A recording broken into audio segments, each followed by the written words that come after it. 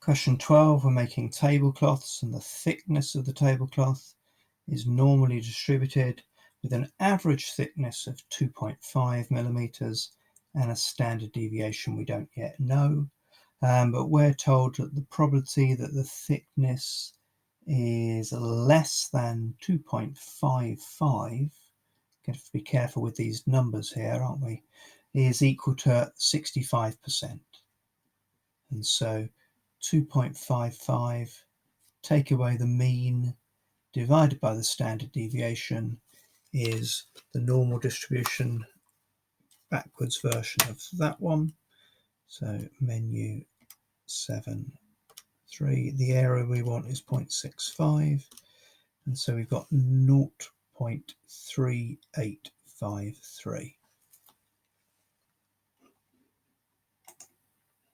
So just tapping in the calculator, 2.55 take away 2.5 divided by this tells me that my standard deviation is 0.1298. And I'm going to put all that detail in for now. Part B says find the probability that we're between 2.4 and 2.6. So this can just be done on the calculator now because we've got all the data. So menu statistics number 2 this time, the lower end 2.4, the upper end 2.6. The standard deviation is what we've just got there, the 1, and the mean is 2.5. And so I've got an answer there of 0.559. Now for part C, it's not as easy as the last question when we just did some probability to the power of 3. This time we've got a sample of 20 and we want 15 of them. So for part C, we're looking into a normal distribution. So if I say C equals the cloths that can be sold, I always like to write down what I'm counting, then C now is a binomial distribution. Every one of the cloths we look at, so there's 20 cloths, and the probability of the cloth being good enough is 0.559.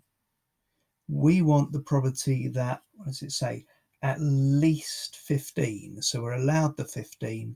So we want the 15, the 16, the 17, the 18, the 19, and the 20. Now I know there's lots of different ways of doing this, but we like to use our summation button, don't we? So what we do is we say we're going to add up the formula, the probability formula for the binomial is 20 choose x times by the probability 0.559 to the power of x.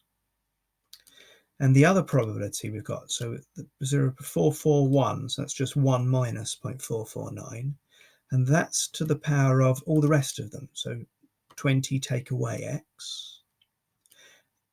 There's the formula, and what are we going from? We're going from 15 all the way up to 20. And so putting all of that in there, the calculator thinks for a second, and it gives us our probability of 0.0649. And I know there's other ways of doing that using the menus of the probabilities, but that's the way that we've been doing it.